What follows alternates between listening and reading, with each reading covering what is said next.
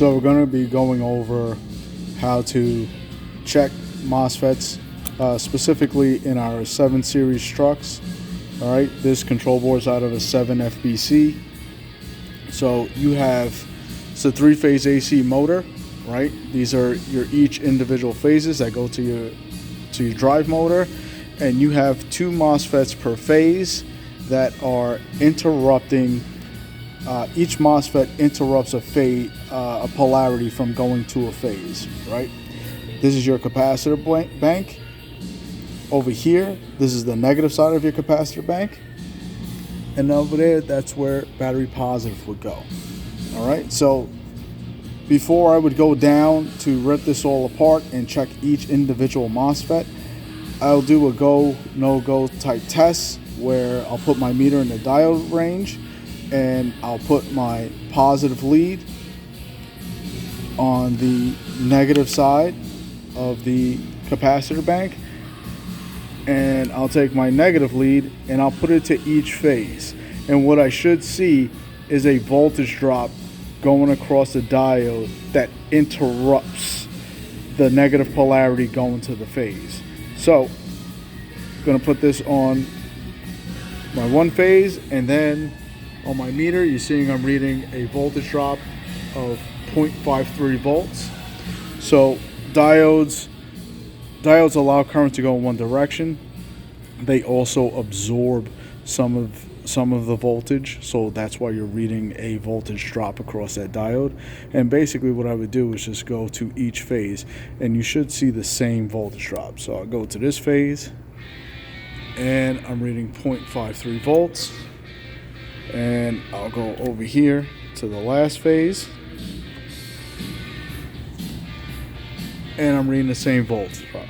If at any point in time, if this read 0.53, 0.53, this would be my problem area, where now I would have to take this apart and test each individual MOSFET to see which one failed, so we can replace the appropriate MOSFET. Typically we do replace them in pairs, but in case these are expensive, in case the customer did not want to spend the extra money for the other MOSFET, let them make that choice and take that gamble.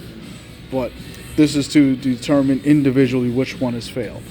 And you can do it for the positive side. So since one diode on a particular MOSFET protects or interrupts the negative from going to a particular phase all the time, there's a diode on the other MOSFET that doesn't allow the positive going to a particular phase all the time. And what you would do is take your negative lead of your meter, put it on the positive bus bar, and now you're going to take your positive lead and go to each phase. And you should see the same voltage drop. They are the same exact MOSFETs, so you should see the same voltage drop. So I'll go to the other phase, same voltage drop, and go to the last one, same voltage drop. And the same thing, if at any point in time, if I saw OL or 0, or even if this said 0.5 and this said 0.10, this one, it hasn't completely shorted, but it is shorted. And you should go down to see which MOSFET, which particular individual MOSFET has failed. And I'm going to go over that next. So now, before I show you testing the MOSFETs individually, just want to go over, this is the schematic symbol for a MOSFET. There are 3 main terminals. So you got your gate right here in the middle, you got your source, and you got your drain. The way a MOSFET works is based on whatever I have on the gate, whether it be a frequency of a digital signal, a varying voltage, or duty cycle. The amount of voltage, frequency, or duty cycle is proportional to how much current flow I will have going from the drain to the source, right? So for instance, if let's just say this is a varying voltage that goes on this gate, right? If I put 2 volts on this gate, I will only have a certain amount of current flow going from the drain to the source. If I increase this voltage from 2 to 6 volts, I will now have significantly more current flow from the drain to the source. And this is how we can fine control three-phase AC motors using a DC battery. If I can do that by having 2 MOSFETs per polarity, I can control how much of a positive I have going to a phase and how much of a negative I have going to a phase. And this is where we get this fine motor control and varying speeds of our three-phase AC motor.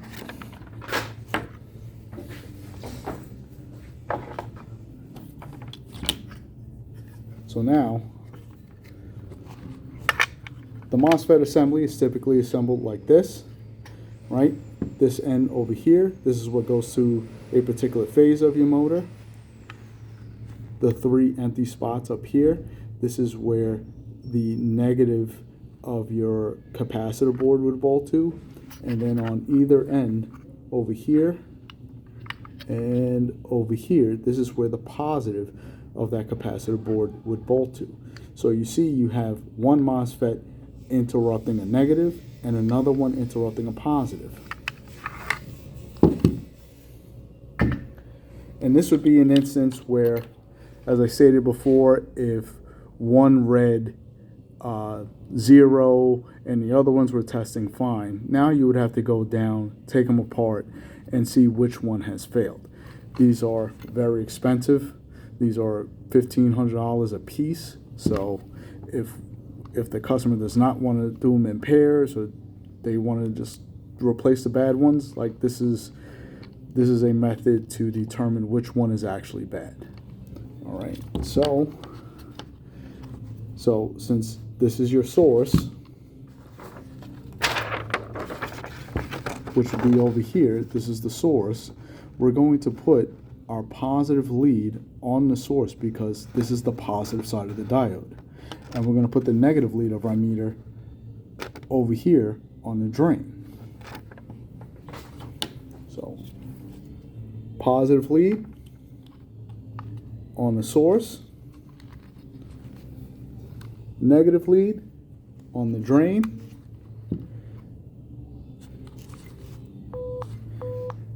and if you hear correctly, you hear my meter beeping, and you're seeing that I'm reading 0 volts.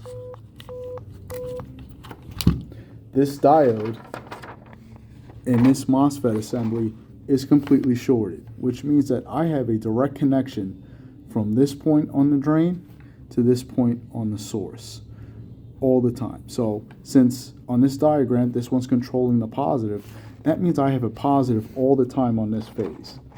And I shouldn't have that. I should only have a positive when this gate is being controlled. This is a normally open MOSFET. These are enhancement type MOSFETs, meaning that I need to send a voltage, a frequency, or a duty cycle on the gate so that I can have a connection from the drain to the source. There shouldn't be any connection between the drain and the source on this type MOSFET in the off state. The other check you want to do is from the gate. The gate is on this connector right here. And if you look, you have, so if you're looking at the MOSFET like this, the gate is the last terminal. So what I'm going to do is I'm going to switch my meter to resistance.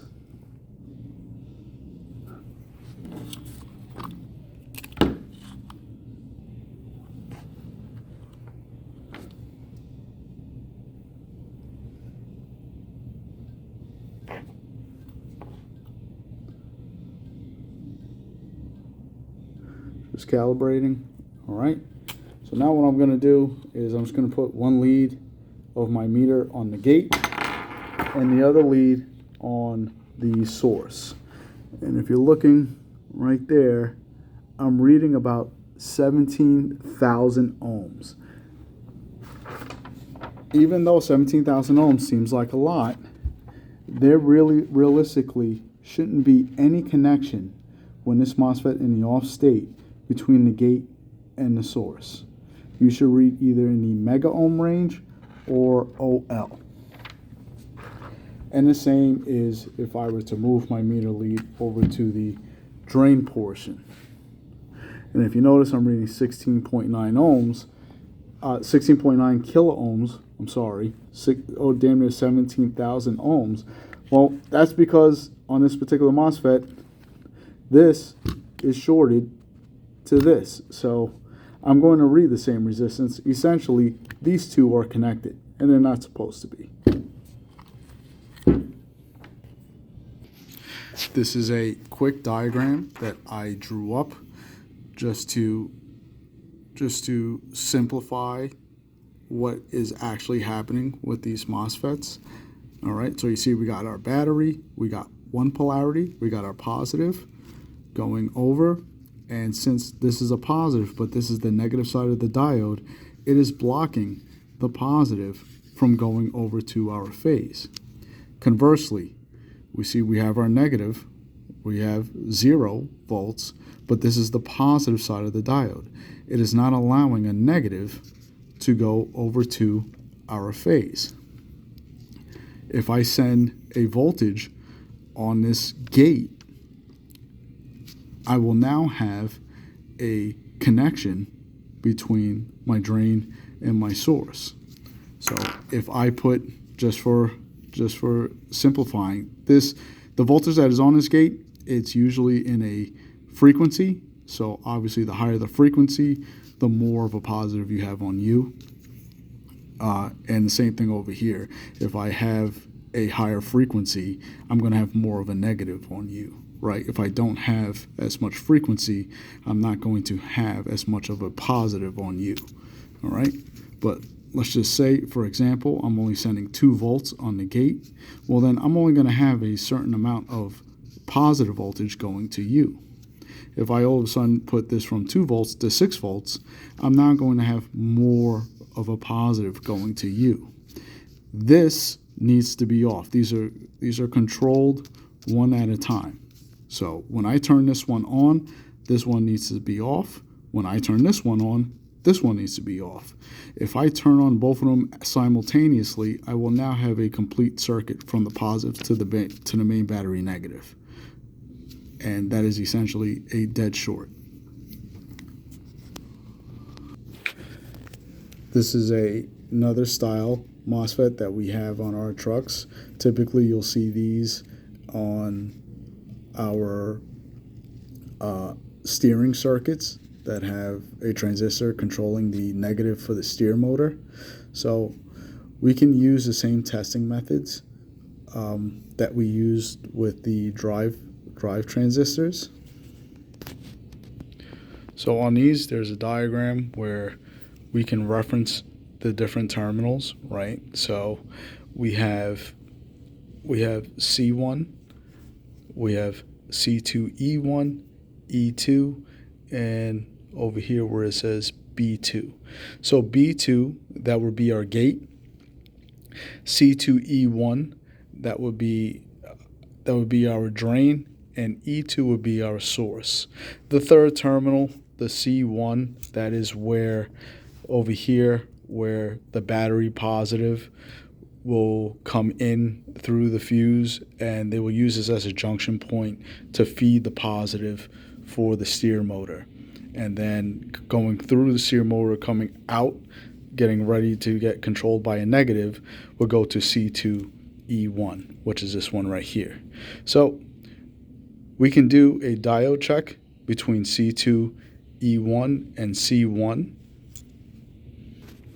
So I got my positive lead on C2E1 because that is going to go towards the arrow, which is the positive side of the diode, and I'm going to put my negative lead on C1. So got my positive lead on C2E1, and I'm going to take my negative lead and touch C1, and I should read a voltage drop, which I do, of 0.52 volts. And since this is a diode, I'm just going to reverse my leads. So I'm going to put my positive on C1, which is right here, and I'm going to put my negative on C2E1. And if that diode is okay, I should read OL. And so now what I'm going to do, I'm going to switch my meter. I'm going to put it on resistance. And what I'm going to do is I'm going to check between the gate, which is B2, and C2E1 and E2. All right, I'm concerned about this having a direct connection to C2E1 and E2. I should not see any continuity between my gate and my drain and my source. So I'm just I got one lead on the gate, and I'm going to touch my drain, and as you can see, I'm reading 2.5 ohms. Right there, this is bad. This is shorted. The gate is shorted to the collector. I'm sorry, the drain. It would be the collector if this was a regular junction transistor, but this would be the drain. So now I'm just gonna even though it's bad, I'm just gonna, for demonstration purposes, I'm gonna check resistance between my gate and my source. So I shouldn't have any resistance between these 2 points. And if you notice, I'm reading 56 ohms, which means that this internally has a connection between here and here and here and here. And since this is an enhancement type MOSFET, this is normally off. So I should not have a connection between these 2 points. Now the last check I'm going to do is going to be between the drain and the source. So since this is a normally off type MOSFET, I shouldn't have any connection between here and here. So I should read in the mega ohm range or OL. So got one lead on my source, and I'm going to touch my drain. And you can see I have 87 kilo ohms. Right, so this MOSFET has failed in a myriad of ways. Usually when these fail, they either completely fail and you'll have no operation of your steer motor, or they'll short between the drain and the source, and the steer motor will constantly be on. All right, and the same rules go that if you have a short between your gate and your source, obviously the transistor is bad, but you should also suspect that your steering control board may also be faulty. All right, if that gate voltage gets pulled down too low, you wind up destroying the driver that is inside that control board.